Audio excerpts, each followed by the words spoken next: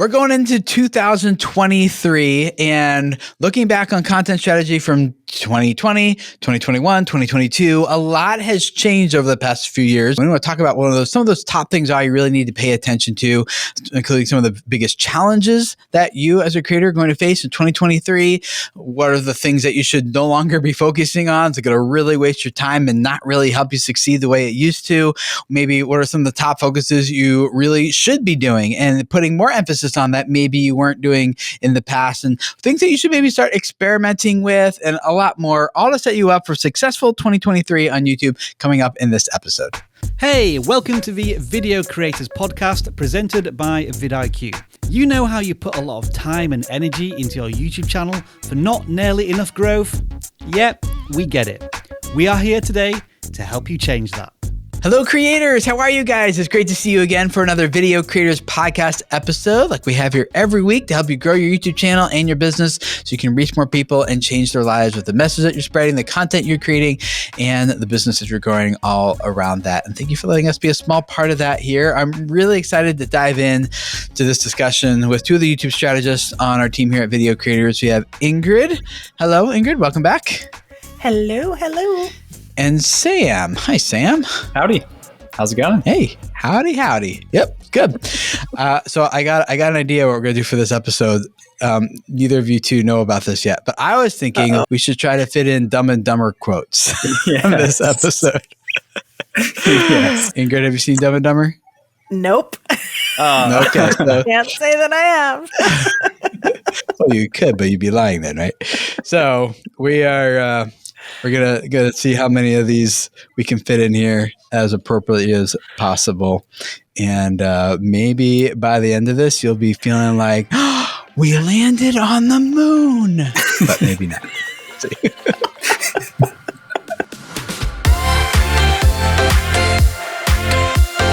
For this week's Creator Spotlight, I want to introduce you to someone who's actually been around this community for a long time, Christy Lynn. She has a YouTube channel called Learning the Harp. And Sam, you talked with her recently. Tell us a little bit about her channel and what you guys are working on. Yeah. So Christy Lynn, she's done a consultation with Ingrid and I. She just finished up going through Video Labs recently. So she has been around the block once or twice and has been learning a lot. But she's got a really cool channel. It's all about teaching people to play the harp. She's got a really cool story, which we'll show you that here in a second, where she learned the harp at a bit of an older age. I think there's a misconception that you have to learn an instrument or learn really anything at a young age. And if at some point it's too late and you're too old and you're not able to anymore. So she really leans heavily into it's never too late to learn the harp. So she's inspiring a lot of people out there. So here's Christy Lynn sharing a little bit of her story. This whole journey with YouTube has been a surprising one. I didn't set out to run a business or create courses or any of that stuff. I started by just connecting with people. And I think that got me the initial growth, kind of to where I am now, is people were just connecting with me, telling them it's never too late to learn to play the harp, and then also just putting up videos of my own playing to inspire people. But there came a point where the growth kind of slowed down, and I think it was for two reasons. The first reason was that I launched my membership platform, and suddenly I was creating courses every single month, and I just didn't have time to create weekly YouTube videos anymore. So I cut back on the videos I was creating and only created the videos that was a music video demonstrating the song I wanted people to learn. So essentially what I had done is I went from doing a lot of community content that, at least within the harp niche, was discoverable, some discoverable, some community, to only doing sales videos. And so that meant that I was now just... what I like to say is I was just milking the same cow over and over again. Like, I can't grow any further. YouTube doesn't like me anymore because I'm just doing sales videos. And I stagnated with my growth. And so for me, it's both the challenge of how can I reach people outside of the people I've already been reaching, but because of it being such a small niche, it's also about how can I inspire and create more new harp players. So inspire more people to actually even want to take up the harp in the first place. So that's what makes it really challenging when you're in a small niche like this. And I really needed help. Yeah. Well, that's when you reached out to us, I think. And then, so like I said, we did a consultation, then you ended up pulling the trigger on Video Labs. So, you're coming up to the end of Video Labs now. You've got about a week or two left in the volley space with us. I guess, what are maybe a couple of the key takeaways that you're going to be implementing moving forward? One thing that I really enjoyed from Video Labs is getting a bit more of an understanding of how to look at my analytics and kind of the framework of how to understand what I'm seeing and how I might be able to put that into practice. And some of that came from going through the videos in the course from Tim. But a lot of it actually came from looking at the type of questions that people were asking in volley, sometimes not even related to the lessons around analytics. But Sam, you would ask, so what does that look like in your audience retention graph? What is that telling you? Or can you actually see whether you've got people who are newcomers to your channel watching your videos? Then it's a good discoverable video. Whereas if you're just reaching the people who are already subscribed, then maybe that didn't work so well as a discoverable video. So having a little bit more of a handle on how to look at my analytics has really given me tools to be able to see, now that I've been experimenting with doing a lot more discoverable videos the last 3 months and really trying completely new things, that I've actually been able to look at the analytics and see where I'm succeeding and where I'm completely not succeeding, and maybe I need to shift things a little bit. So that's really been very useful. And I think another really big thing for me is, as I'm trying to reach more people with discoverable videos, trying to figure out both how can I do this known to unknown thing, where we talk about making a video that's related to a current topic, or like I made a video about Taylor Swift's new album and what that would sound like on the harp. But it seemed at first like this would be quite a simple thing for me to implement on my channel, and I was making videos that I know are really great videos, but realizing that if that doesn't resonate with my target audience and my current people, then YouTube's not automatically going to show that to more people. So that's been both a struggle, but also a really good takeaway from me to kind of like double down on who my target audience is, so that I can make sure that the videos I'm creating are really resonating with people and connecting with them. And that's ultimately how I'm going to grow, not just because I'm doing a topic that other people might have enjoyed. But if it doesn't connect with my people, it's not going to help me to grow.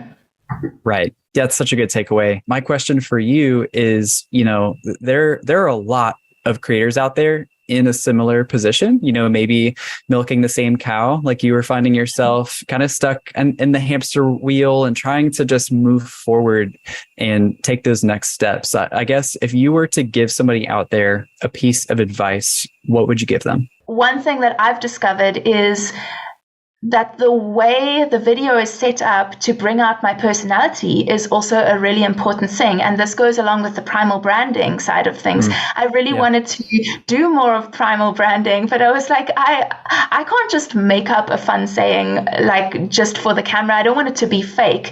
And I realized that when I started creating some videos that was more interacting with things and not just like a 10 ways to get better at practicing the harp.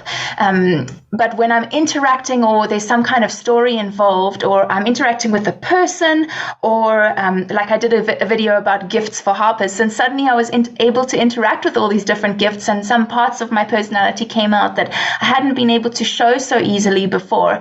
And that just came from experimenting and to notice what helps you to connect and to show your personality, and then also what gets a response from other people. And yeah, to not give up, because honestly, there have been times when I felt really discouraged these past few months, just working so hard to experiment. And I know I'm learning so many good things, but I'm just not seeing the results yet most of the time. But I've started to see little bits of results, like signs that I'm making some progress. And I've really had a shift in perspective through being in video labs and being able to talk with people there, and especially being able to talk with Sam towards the end of my time now as well, that I have some ideas, I have hope for moving forwards, and I'm going to keep going, experimenting, and really double down on that target audience and get back to really connecting with people. And I'm excited to see what that's going to look like going forwards. And I just want to encourage other people that even if you don't get results at first, when you know you're heading in a good direction, if you keep on experimenting and you're thinking the right way, the results have got to come at some point. Yep. That's so true. It's so important. Yeah, the experimenting. I think it's really easy to fall into analysis paralysis. And I think people fall on either side of that, of it's too big of a hill to climb, so I'm just not even going to try.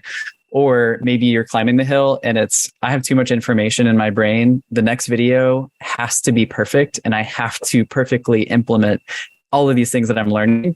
And I'm stuck until I can do it perfectly. And so regardless of what side of the fence you fall on, that's such a good encouragement, just experimenting, moving forward. It's going to be okay. It's going to take some momentum of experimenting and just doing it and getting the reps in, putting yourself out there, and then the growth will come with that. So that's just one more thing, just trying one thing. If your next video, you just manage to get a bit more primal branding in there, then that's a win. It's okay if it doesn't also have the perfect story. Or if you're experimenting with story, but you kind of did it clumsily, at least that's a step in the right direction. And we've got to keep on encouraging ourselves as we move forwards, because making videos is a lot harder than what people think when they're just watching them.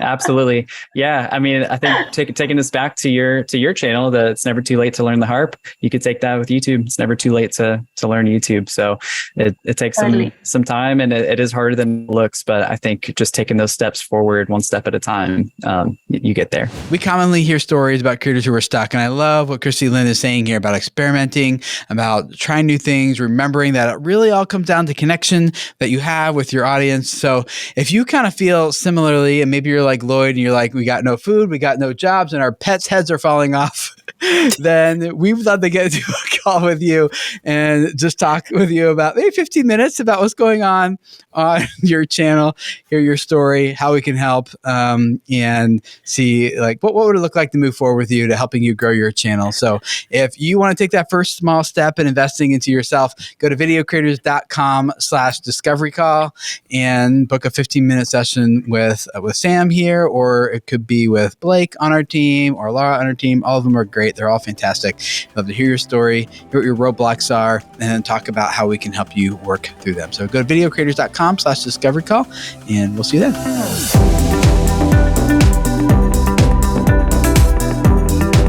Well, let's try to get serious here for a second. Try being the operative word there.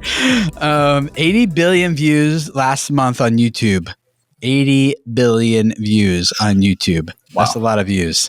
And there's a lot of trends that have changed for creators. A lot of them are still trying to hack the algorithm and figure out how to manipulate it to get more traffic and things. In 2022, we saw a lot of people talking about YouTube more. Mr. Beast spent $3.5 million to create his Squid Game video.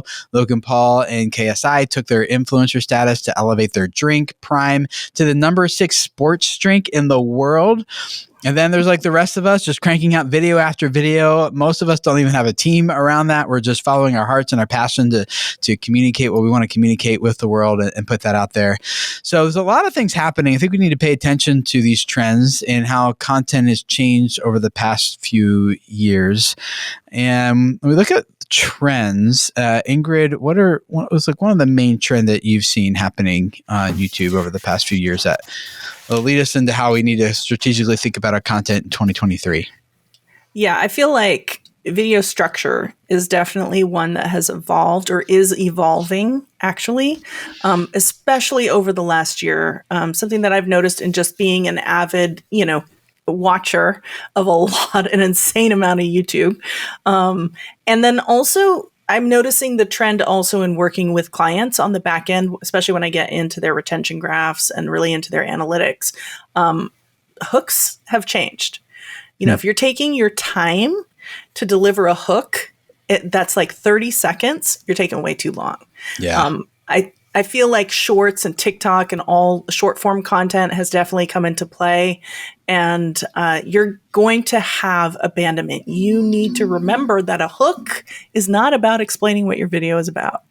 It's literally picking up where your title and thumbnail left off. Your title and your thumbnail is the first line of your video, and you got to build excitement and have the maximum tension right at the end of the hook, which is probably going to be somewhere between 5 and 10 seconds. Anything Mr. longer? Beast says that he's got his video idea needs to be able to be pitched in 1 to 2 sentences at the beginning, and that's it. If it's more than that, it's too complex of an idea. And if you watch it, it's like, it's about 3, 4, 5-second intro hook before he's right into the content. I think another trend that we're seeing happening is sometimes the title and thumbnail serves as the hook. So instead of having to explain what you're doing in the beginning of the video. So if the title of the video is like how to reduce the glare on your Apple when you take a photo, you don't open the video saying, hey guys, welcome to my channel. I'm so-and-so. Today we're going to talk about how to reduce the glare on this Apple. You take a photo. The viewer's like, I know.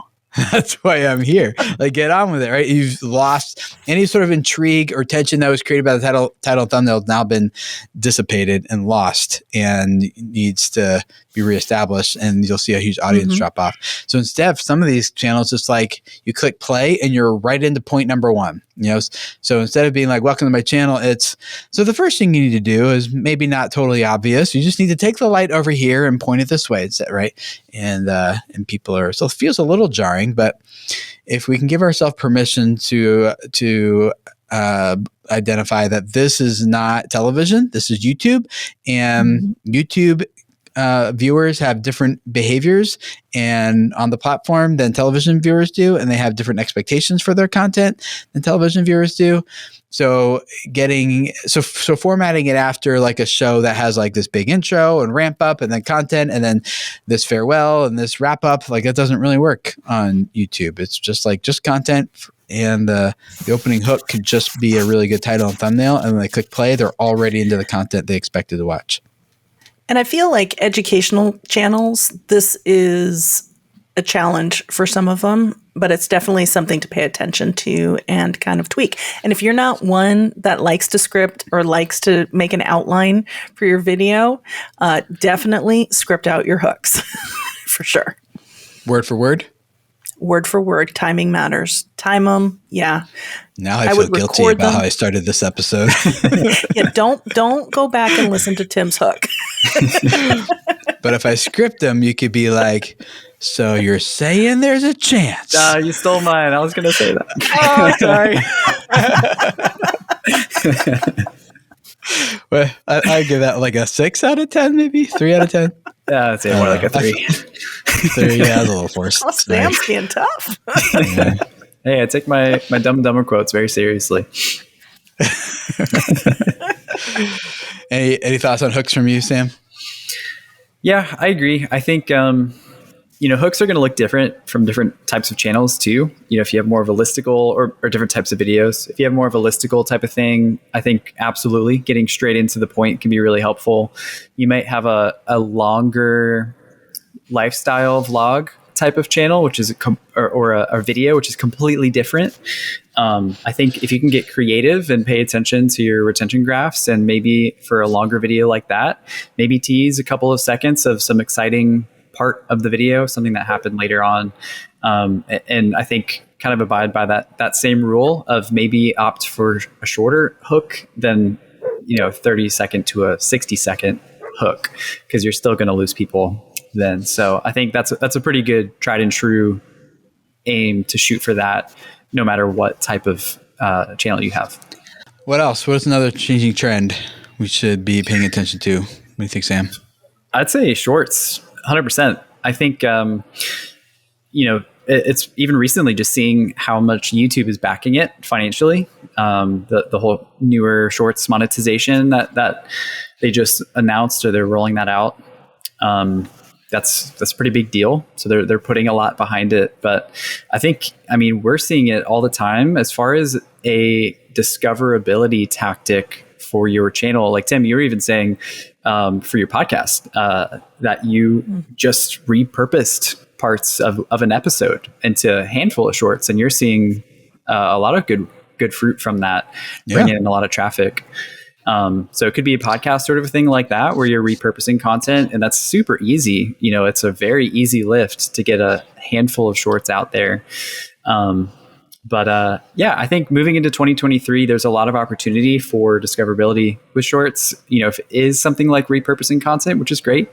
But I don't know about you guys, but I'm beginning to see a lot more shorts that are like original, full story structure, like full on made to be a short types of videos that are really high quality.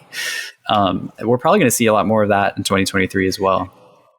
Now, what do you mean by high quality, just out of curiosity? I think the first thing that I would say that makes it high quality is probably that it's set up in a storytelling structure, like a hero's journey.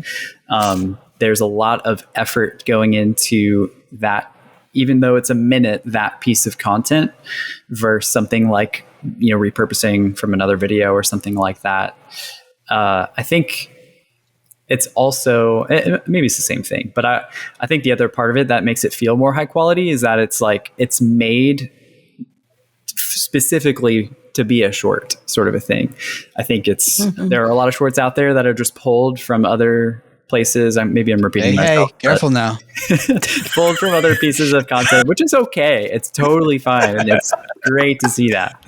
But I think what we're going to see more of is more higher quality. There's more intentionality behind, even though it's a minute, making it the best minute video as possible. Now I feel lazy. I feel like some of my favorite shorts that I love to watch are actually where creators get totally creative, not just in what they're saying and the story that they're delivering, but taking it to a visual level, kind of like what you were talking about, Sam. So like one of my favorite shorts creators is Dr. Julie. She's a psychiatrist, and she will walk in from the right with a cup of tea, put it down, deliver her story that she's talking about, pick up her tea and walk out the left side. And then the loop is perfect. Interesting. Oh, that's smart. Yeah. Very creative. That's cool. Very creative. That's a pretty simple loop too. It's totally simple. Sometimes they're like, if you got to be on camera, like the loop, that's hard. Yeah. I saw one recently. Like there's so many things you can do. Yeah. I think it may have been a Ryan Trahan short. I can't remember, but same sort of thing. It starts, he's at his kitchen table eating breakfast and sets up the story that's about to happen. The whole short unfolds. And then at the very end, hero's journey, you're back in your normal, but there's been some sort of transformation. So he sits back down and sits back with his fork and knife in his hand, and then the loop is perfect because it starts over and then he gets back up and sets up the story. So it's a really clean, you can just keep watching it. Yeah, I think shorts are something that most creators are going to have to consider going into 2023. It's becoming harder to ignore.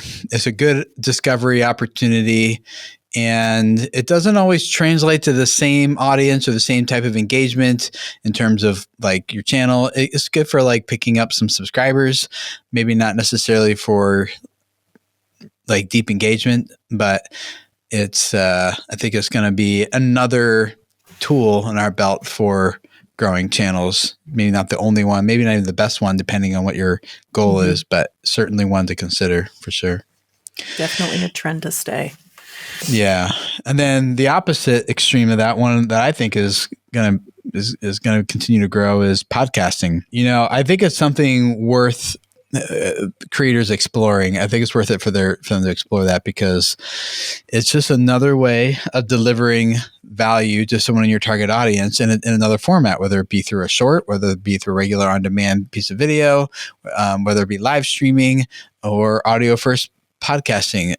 We've seen YouTube continually invest more and more into podcasting. And as we talked about last week, YouTube is the number one source of where people discover and find podcasts. And podcasts have a lot of advantages over shorts and over regular on-demand content, because you have more time with the person. You can go a little bit deeper into a subject. You can do things like throw in little movie puns that don't matter, but are kind of fun, and build a deeper connection with someone over time than if they are just watching 60 seconds from you in a short and then swiping to go on to the next one.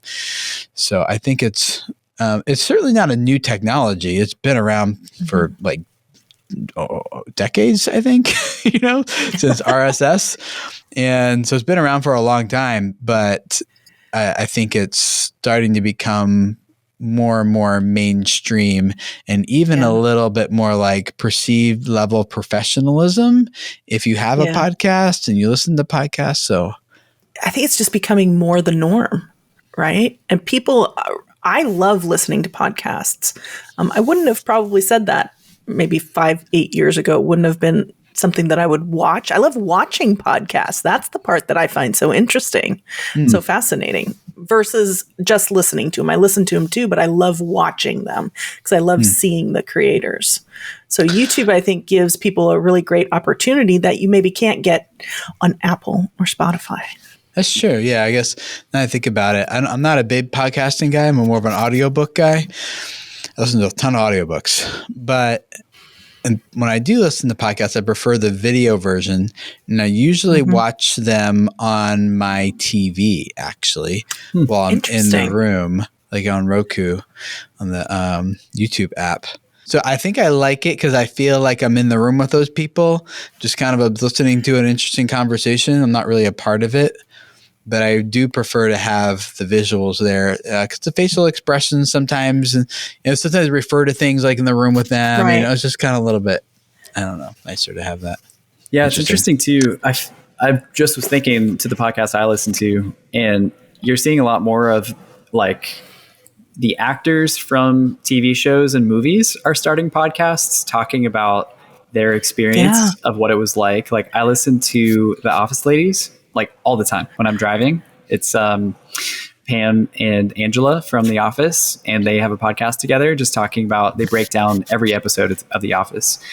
Interesting. So it's really entertaining, and I'm different from you guys. Do an Office quotes episode sometime. Oh, that'd be. This is gonna become primal branding for us. I can already see it. We're gonna ride this one out. Yeah. Yes. It's interesting though. I actually don't ever watch podcasts. I always listen. I'm always listening on Spotify or Apple Podcasts. Yeah. But it's always somebody I already know. So if it's like a TV show, something like that, I'm already familiar with them, or creators that I like on YouTube who have a podcast, I'll listen to their podcast, usually when I'm driving.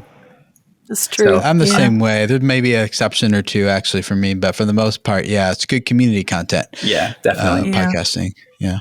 Interesting. What else is another trend? Ingrid, go. Thumbnails. Again. Yes. Okay. Thumbnails have been leveled up. I feel like you're seeing more and more really great thumbnails. So if it's not your thing, if you don't like, getting into Canva, you don't like coming up with those ideas, this would definitely be one to outsource, because more and more thumbnails, they're crisp, they're high quality, they are paying attention to all those little details, keeping people scaled up, and if, like I said, if that's not your thing, this is not an area that you want to be behind in. What are your guys' thoughts? I agree. It's interesting. I feel like as YouTube becomes more saturated with creators and aspiring creators, like it's so fascinating to me that even in schools today, it's like the students it's no longer like I want to be an astronaut and go to the moon. It's like I want to be a YouTube creator. That's what I want to do with my life. And so I think true. as we continue moving into that and then just more and more creators arise, I think some of these elements are going to just need to level up to stand out. And I think thumbnails is definitely one of them. I can recognize a good thumbnail and tell you why it's a good thumbnail, but to create one from scratch is like this whole skill that I have not, even over like 16 years of doing this stuff on YouTube, I've still haven't got it. And I think maybe part of it is like, I had it back in like 2008, 9, and 10, I think. Thumbnails then were pretty simple. The thumbnail style back then was you cut the foreground out from the background and you made the background like a really bright color, like yellow, pink, green, you know, something that really bright. And then you put a white outline around the subject, like a white stroke. And that was the thumbnail trend that really worked back then. But thumbnails continue to go through trends. From there, it went to like these highly edited images, but they weren't highlighting the background and putting white strokes around stuff anymore. It was just still like a little cartoony, highly edited. And then it went into more of like an Instagram worthy type of photo was the best type of thumbnail that was working. Is that still kind of what the trend is? Instagram worthy photos? I feel like that still works. I know that's how I define it always, as an Instagram worthy. Yeah. The one other thing that I've noticed is even on like the biggest creators, you know, like a Jimmy Donaldson, Mr. Beast, even the faces, they're more realistic, but yet still overdone. But it's not the traditional, you know, and of course, if you're listening, I've got my hands on the side of my face, you know, shocked face, you know, Home Alone face, I call it. You know, it's not really Home Alone quotes would be good too. Yes, it would be. Sorry. It's not really that overdone. It's more realistic overdone. If that I would totally. Does that make sense? It's almost like a hyper real sort of style. Shift, but it's too fake. And it's been a little shift. I don't know if you guys are familiar with Michelle Kerr, her thumbnails. Kind of similar to like a Mr. Beast sort of thumbnail, but it's like there's a lot of open space. She doesn't really use text, I don't think, in any of her thumbnails, but very much telling the story. But it's like realistic, but also looks almost CGI. Like it's very interesting. Eric too, his thumbnails as well. Yeah, there's a lot. We could probably list a million of them. Yeah. But then you have the polar opposite niche, like the cottage niche, which is, you know, a little bit more telling the story from a photography kind of look, but subdued, I guess. Still, though, really tells the story, and they also have a lot of open space. I think that's definitely a trend. For sure. Yeah. I think the trend is not as much the design element as much as it just needs to create intrigue, spark curiosity, and whatever does that, even if there's no faces on it, even if it's not an Instagram worthy photo, those are the higher level principles where I think we're just saying that there's some design elements that seem to be working along with that more than they used to. So number 5, I think, would be storytelling. Seems to be a pretty big trend. And we talk about that a lot here. And there's so many creators who are getting so good at that, of not just communicating information, but making people feel something through a story. And I know it's easy to kind of relegate that just to entertainers and not so much to educators, but educators are also, like, the ones who are winning are telling good stories, and to the point where you don't even notice that they're educating you. One of my favorite examples is Mark Rober. You know, if you're familiar with his channel, it's all about engineering and science stuff. And you watch a really good story, but in the process, you're learning about how engineering works and how they solve big problems with engineering. So there's more and more people doing education like that, as opposed to sitting down and just maybe talking about the way we're doing it right now. It's like, here's point 1, point 2, point 3, you know? But I feel like the creators, they're really truly flexing their muscle at this so much more, and even talking about it, openly talking about it. That's been a shift. Well, Casey Neistat said that, and this is a while ago, but he's like, I'm not just trying to share vlogs or stories from my life. He's like, I wanted to see if I could find a 3-act narrative in my life every day. Yeah. So he too is like, I'm just trying to tell a story about a character who wants something and overcomes obstacles to get it. That's what he's trying to do. And that's why people love his videos. It's not because he uses a drone, not because he does fancy editing or uses, hip hop beats, in his music. It's just telling good stories. Yeah, storytelling's been really interesting. Even like for me and my own viewer habits, like I watch a lot of gaming channels personally, and it's interesting to see how creative a lot of these gaming channels are getting, where maybe they're playing just kind of like a RPG, like open world game where they could kind of play however they want to play, but they're crafting these really in-depth story lines and making content out of them. I just don't feel like you saw that quite as much even just a couple of years ago. So I agree. I think a lot of people are flexing those muscles and leveling it up. And again, I'm kind of the same point with so many new creators spilling in, at such a fast rate.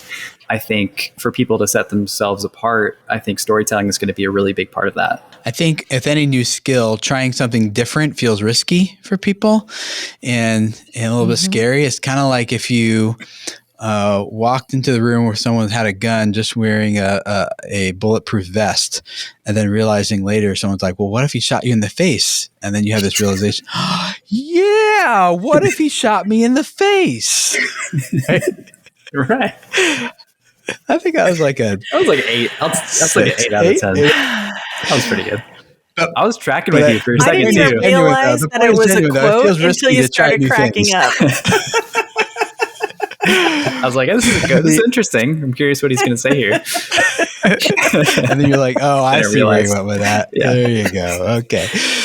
But I do think the analogy holds true. Like it feels risky to try something new. And especially when it's scary. I think a lot of creators, they find something that kind of works for them and then they hold on to it really too tightly to where they can't pivot. They're not experimenting. They're not trying new things. They're not developing new skills. And then they get stuck in this rut. And then they come to us saying like, I don't know why my channel's not growing anymore. I haven't changed anything. We're like, exactly. You haven't changed anything, right? Good television shows go off the air after a few seasons because people get bored. So you got to continually reinvent, continually change. And storytelling is one of those skills that makes a really big difference in the quality of your content. And by quality, I mean like emotional connection quality with you and your brand, not just with production quality or something, right? So it's really important to learn that. So I'm curious, what do you feel is the biggest challenge creators are going to face in 2023? I think this is becoming more and more like creators are becoming less and less of like just a creator and more of like their own brands. Now they happen to use YouTube as a platform for communicating with an audience, but Do Perfect has their own brand. Mr. Beast has their own brand. Eric has his own brand. The Paul brothers have their own brands. And so part of the challenge of being a creator is that there's so many skills you have to become fairly proficient at in order to grow. You got to learn how to be a video editor and a video producer and a video personality and a script writer and a director. And you need to have you think very process oriented to get all that stuff done. But then you also need to have good business sense, and you need to now be able to be a storyteller. And you also now need to know what branding looks like and how that works. And oh my goodness. Those are usually in Hollywood, there's a whole team of full-time people around just one of those things. And we have here now on YouTube, people who are becoming jack of all trades and doing all of these things. And as more and more time goes by, that Swiss Army knife of everything you got to do well, it just, but probably poorly, like a Swiss Army knife, is just growing and growing. And so branding is one of those things that, do people think of you as a YouTuber, or do they think of you as a brand, like someone they could make a transaction with or do business with in some way? or want to advertise or sponsor or something like that, right? So branding, and by branding, I don't mean you just have a logo and an icon or something. That's not a brand. That could represent a brand, but a brand is more about what do people think of when they think of you and your content and your brand. What comes to mind? What feelings are evoked? What value do they immediately associate with that brand? And it's more about those deeper layers of connection stuff than they are about just icons and logos and some like audio jingles and things. Although that's certainly part of it, but those things are there more to elicit these other reactions rather than becoming the brand in and of itself. So what would you recommend to somebody listening to kind of learn some of that? Primal branding. We talk about that a lot. I mean, that's an easy one. The book Story Brand. Yep. Story Brand would be a good one as well. I think I'd start with those two books. I would add to that too. I would remind yourself that you're serving a person, like a real person. I think maybe moving into 2023, there are so many inspirational creators that new creators look up to and see, like, you can make a lot of money on YouTube and you can create this whole business out of it. And, we work with a lot of creators who it's very much like, how do I hack the algorithm? How do I find the right keywords? How do I find the magic bullet to make my channel explode so that I can create a full-time business? And that's not to say that creating a business and making money from YouTube is a bad thing, but I think you can pretty easily create the brand and not create the connection with the person that you're serving and lose sight that at the end of the day, it's about the person that you're creating the content for, not just creating a brand for the sake of it. So that would be another just encouragement too, as you're growing and building this thing, not losing sight of that. How about you, Ingrid? What do you think are the biggest challenge for creators in 2023? I just feel like there's so many different parts of YouTube that are being leveled up right now. And one of the things that I've noticed is a lot of, and we talked about this a couple of weeks ago on the podcast, is that can actually cause a lot of overwhelm. Because you feel, like you said, you have to be the editor. You gotta level up your thumbnails. You got to figure out what those titles are and keep your hook short. And there's so many things that you got to do in order to really have your content go farther, be recognized, be discovered. And if you lose focus, people can tend to get very overwhelmed. So I would start to focus on things. That's one of those, like, really know what you're going to work on, and keep those blinders on, because when you take them off and you start looking at everybody around you, that really helps to bring in the imposter syndrome, and it helps to actually make the overwhelm even bigger. So I did an episode of my personal podcast, the Business Family Marriage podcast, about the one thing that you need to focus on. Like it's you got all these levers, all these dials you can turn on your channel and on your business to grow it. But what is, I think the guy, I forget the author's name. The book is called The One Thing. And basically he's like, what is the one thing such by doing it, everything else becomes easier or obsolete. That's not obsolete. Is not right. The word, like, you don't need to do it anymore. But yeah, so there's a lot of different levers you could pull. And so I think going to 2023, there's a lot of things you can do. You look at over it, feel overwhelmed, but what's the one thing that if you leveled up in this area, that would make, I remember, everything else easier or unnecessary is the language he uses. So, yep. Good. Gary Keller. Yeah. I think that's the author of that book. What do you guys think is going to be the biggest time waster for creators now? Like, what are creators doing that they should just maybe not spend so much time doing in 2023? I have a feeling that we're all going to say the same thing. 1, Go ahead, Sam. 2, 3. Keywords. Not just keywords, but like metadata optimization. Where excluding titles. I think titles, if you're optimizing for humans and not robots, I think that can work. That works well. But when people are focusing a lot on making sure they get the right keywords in the description and the tags, those two things, I still see a lot of creators spending so much time on that.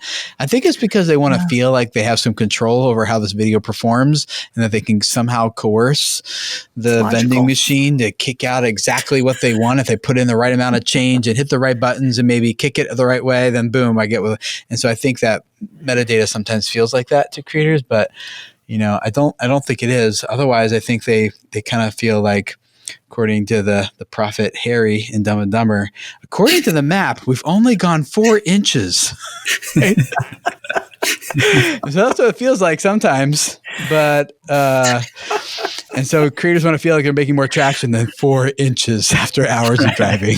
So that was a good analogy. That was Come a on really now. good analogy. Thank you. Round of applause for that one. Well, I give myself a 10 out of 10 for that one. Yeah, that's a 10. You have no idea how much I was thinking about that leading up to it. 10 out of 10. You guys agree? I think, hopefully. Yeah, Or actually, absolutely. no. I still have a good argument here. We need one of those. I haven't had one for a while. I haven't had one for a while. Yeah. I'm not going to argue you on metadata. Okay. I know. Yeah. Maybe we can argue about the next I'm one not going then. to argue there. Okay. Maybe we can argue about this. How about Sam, what is the top focus creators should pay attention to in 2023? I don't want to keep repeating myself, but I just keep thinking of, with the new year and more creators out there, I think the ways for you to stand out from all of the other people on the platform, I think it's going to be important to focus on your primal branding. So like, what are your connection points? How are you integrating these things into your videos? Like as an individual, how can somebody connect with you as a person? I think opportunities for those in your videos will be important to focus on, and not so much just information. I think that'll be important. And then I think too, we talk about value proposition a lot, I guess, on a more high level, your channel, like what value is your channel proposing a brand new viewer who doesn't know you yet or doesn't know your channel yet? I think any opportunities for you to have a strong why to your channel, and I guess similar to my last point, opportunities for you just to be meeting a viewer where they're at in their journey, whether you're a how-to channel and teaching people how to cook, or more like a lifestyle vlog sort of a thing. It could be really any type of channel, but I think just more connection points and opportunities like that to set you apart as a real person that somebody can quickly connect with and latch onto, and not just another creator in a sea of other channels that are very similar to yours. I think that'll be really important moving forward. Yeah, that sounds good. How about Ingrid?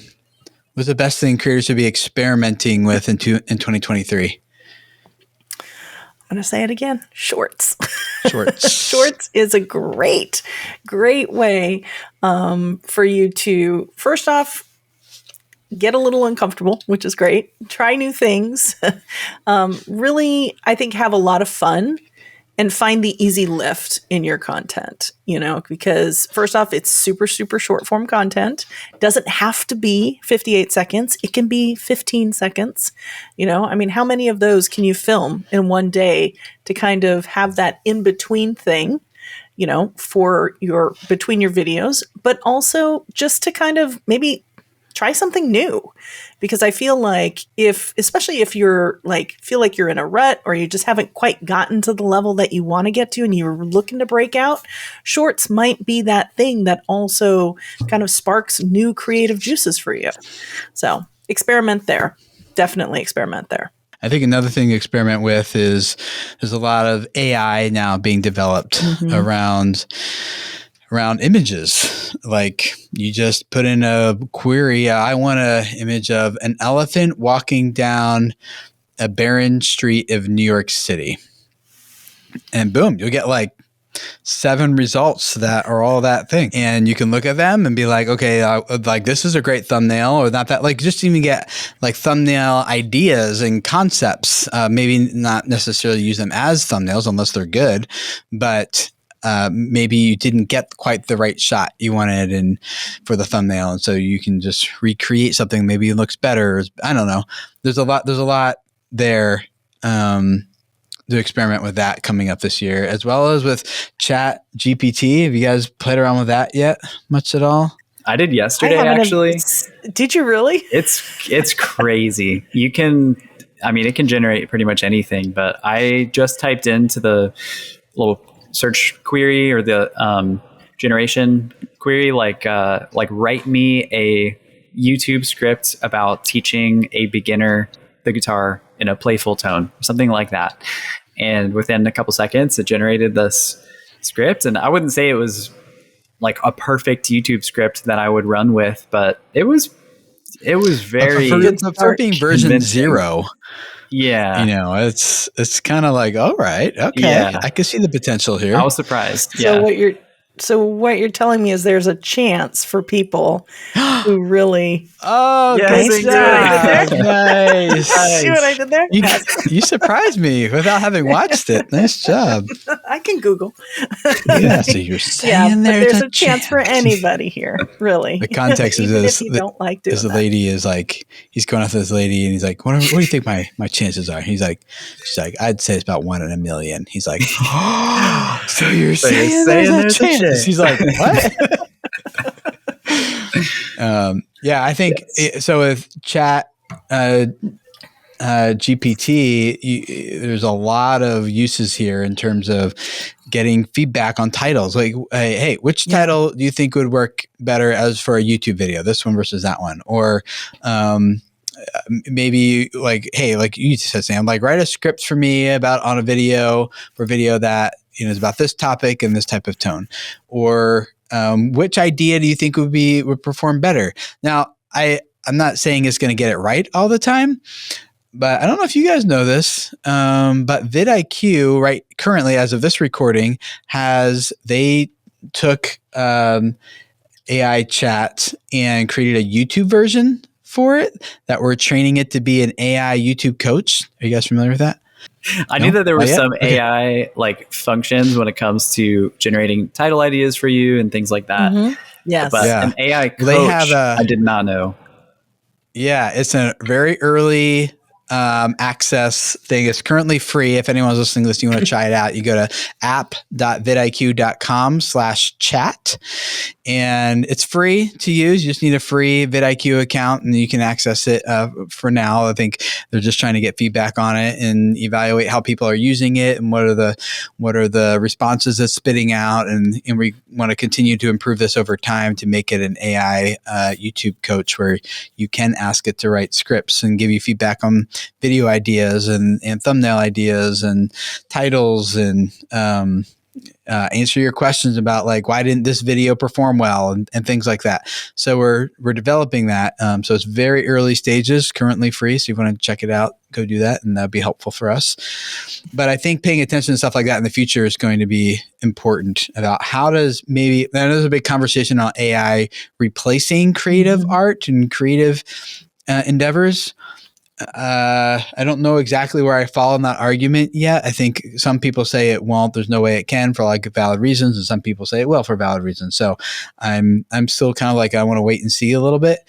But I do think that there's a place to be a place for using tools like this to improve our content. Let me give you an example. At vidIQ, I've been writing a lot of lessons, like a curriculum for creators to go through to grow their channels. And as I've been writing that, we're getting a lot of user feedback on it and things, and getting some feedback is like, okay, this seems to be consistent. We took the what I wrote, the information I wrote, and we put it in Chat GPT, and we said, rewrite this to solve the problems that people are identifying were problems with it. And we got back a fairly good tweak to it, edit. Really? Yeah. Now, it wasn't perfect, but it was better, right? So we took that, and we'll be taking that and making some tweaks to it, and then running some user testing on the AI generated, the AI modified versions of my lessons, and see how those test for users. So I think just starting to like poke at AI tools like this is something that I would put it in the experimental category for creators in 2023, and not like you have to do this, you'd be left behind. It's more of a like, you should probably just keep an eye on this and see where this goes. So. But with a little bit of caution too, right? Yes. The downside is that when it's wrong, it sounds very convincing, and if you don't already know what the correct answer is, you could easily be like, okay, that sounds convincing, and then get wrong information. So we're working hard on ours anyway at vidIQ at making sure that we're weeding out as much of that as possible. It's still not perfect. It still gets it wrong, but that's why we want people to start using it so we can learn to make it better. Every week, we like to wrap up these episodes with a power tip, something practical and useful you can use on your channel right now to grow. And Ingrid, if you give a power tip for us this week? Yeah, recently YouTube has added several features to posts, but it's way more than just posting, a poll or a text or a video or an image poll or video for your community tab. Here at Video Creators, we always talk about making data-driven decisions. And now YouTube has expanded key metrics for posts from just impressions, which is what we've had for a while, to not just impressions, but likes and subscribers. And I don't even know if people realize that people can subscribe off of things that you post on your community tab. You can also see the top posts for a given time period as well. So it's just another way to get people coming back to your channel and potentially even engaging not just on your post, but also watching more content. Cool. Thank you, Ingrid. Yeah, I think the only real appropriate way to wrap up this episode is to quote Lloyd. Dumb and Dumber, like, boy, this party really died. So thank you all for being here. And I would love to hear if you got opinions of whether we should keep the movie quote thing going or not. That would be helpful. I love it, but I hate it at the same time. So anyway, just email Caitlin. She's our producer and has no idea this is happening right now. Leave us a comment on YouTube. Or comment on YouTube. Or email her. It's just team@videocreators.com.